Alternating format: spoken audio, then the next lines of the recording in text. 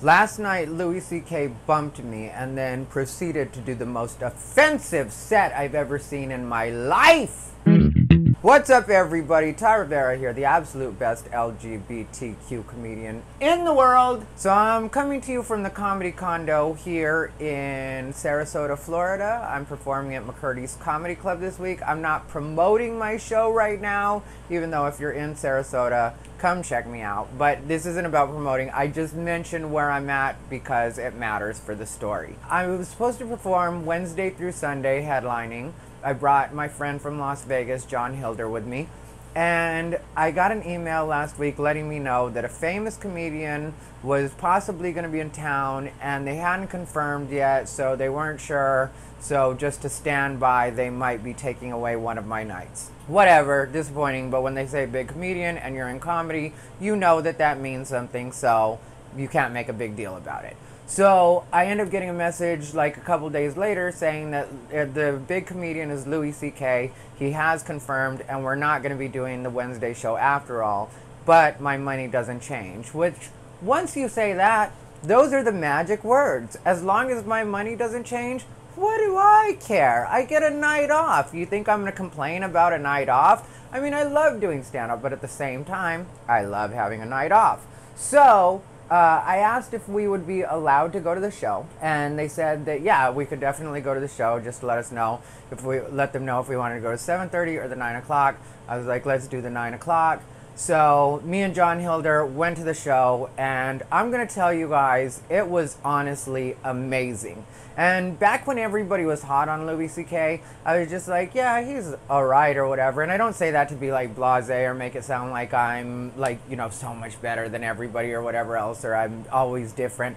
It's just, for me, he's cool, but I never really thought he was that big a deal. So cut to last night, and as soon as he gets on stage, he addresses, you know, the elephant in the room, which is the scandal that he had. And he does it in the funniest ways. I'm not going to ruin any of the surprises for you guys. If you guys get to see him, definitely go check him out, because I will tell you, it was just an amazing show, start to finish. He didn't go long, you know, which was something I appreciated, because I watched the show as an actual comedy fan, you know, and not, like I said, not necessarily a Louis fan, but a comedy fan. I love what I do. I love stand-up. I love watching it. I love when people make me laugh. And so one of the rules was you had to give up your phone and put it in the yonder pouch. They didn't make us give up our phones just because, you know, obviously we work for the club, you know, or we're working for the club this week. And so they weren't going to be weird with us like that. But I wanted to give up my phone. So I asked the manager, because the only thing the manager asked me was just do not take your phone out at any point during the show, because other patrons will see that and then they'll wonder why you get to have your phone and they aren't allowed to have their phones. Because like phones, smartwatches, all of that stuff had to be put in a yonder pouch, which if you're not familiar, there's a small pouch that doesn't allow signal to transmit. And so a lot of the bigger comics will use those. Comedy Works in Denver, I think, does it for every show. I don't know if they still do it for every show. They did the last time that I was there. And so you have to give up your phone. Like I said, they didn't make us do it, but I volunteered to just give mine up, and the manager put it in her office instead of putting it in a yonder pouch, just because I didn't want to have to sit on my phone, because I knew I would have to do something so it was invisible. And I also wanted to just enjoy the show. The whole part of him talking about the situation that he went through, the scandal, is like I timed the entire show, because I time everything. It was 5 minutes of the show, and he just addressed it really quick. Everybody laughed about it. It was a fun situation. Then we all moved on, and he just was funny and irreverent and everything that you expect him to be.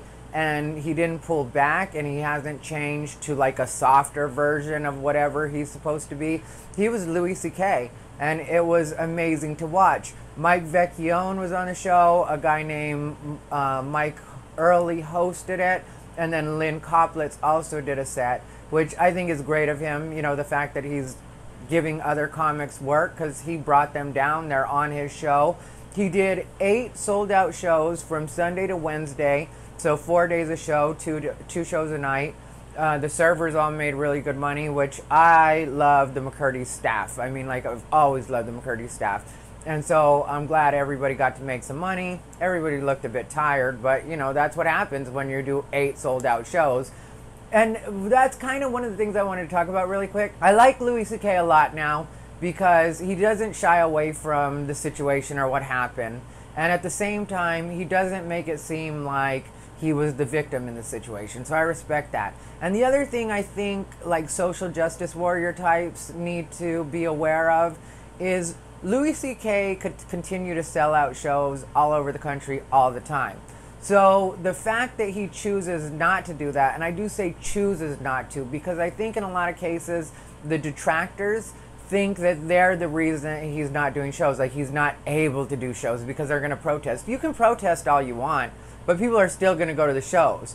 Like his 8 shows sold out here in Sarasota, Florida in 48 hours. That's the amount of time it took for him to sell out 8 shows, which is probably about 300 people a show, and it was less than 48 hours that it sold out in. Like when you can do that, you definitely could do that a lot of other places, and it really is at that point you choosing to accept your punishment and not go tour the entire country and sell all that out and make people even more upset, because that's all people can do about it. People can get upset and people can want people like Louis C.K. not to perform anymore or to be canceled, as they say.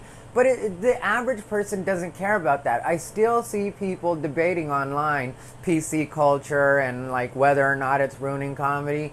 Nothing is going to ruin comedy. Comedy is comedy. People come out to see shows. They want to be entertained. They want to hear stuff that they're not going to hear anywhere else. And the only place they're going to get that is live comedy. So as long as people continue to support that, because a lot of people are like, comedy's evolving and the audience has changed. The audience has not changed.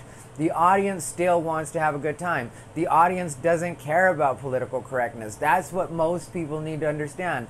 Yeah, there are certain markets that care about that, like Portland supposedly cares about that. I can tell you guys honestly, people have asked me how I do in Portland. I absolutely kill it in Portland, and I am not politically correct on any level.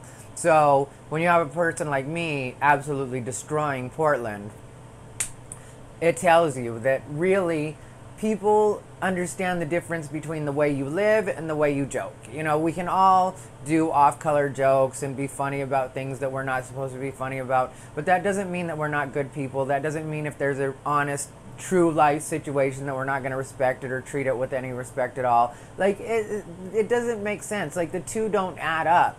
And Louis C.K., I've already done a full clip about his scandal, so I'm not really going to get too much into that. But I will tell you that one of the accusers, or the people, I wouldn't even say accusers, just one of the people that came out and said that he did that in front of them, is a friend of mine, Dana Min Goodman, which I love Dana Min Goodman. Again, we don't talk all the time, but I know her from the LA scene. I love her. She's great. And I would not at all disrespect her in any way. But I would say that I don't think by enjoying a Louis C.K. comedy show or saying that I enjoyed his comedy last night that I'm at all disrespecting her or taking away from her story. And I don't think she feels particularly victimized by it, or the statement that I read wasn't like one of her feeling particularly victimized by it. I think it was the aftermath and the way that that was handled by the people that handle him that bothered her. But I don't speak for anybody else. I just tell you guys what I've seen, what I've read. And for me, I just thought it was an amazing show. And I'm not going to tell you guys any of his jokes or any of the stuff that he talked about. I'll just tell you that if you have a chance, you definitely should go check out Louis C.K. Like I said, he did bump my show, but I don't care about that. I got to actually enjoy a night of comedy as a comedy fan. Mike Vecchione was great. Lynn Coplitz was great, Mike Early was great, and then Louis C.K. killed it. And like I said, just did like 45 to an hour, somewhere in there. I know I timed it, but then I stopped paying attention to the time, because when you're really enjoying yourself, you know, you're not going to keep looking at your watch, like how long did he do? So I remember looking at my watch around the 45-minute mark, then like he got off shortly after, so somewhere between 45 and an hour is what he did. Absolutely great. Check it out if you guys have a chance. Thanks for paying attention. This has been Ty Rivera, the absolute best LGBTQ comedian in the world.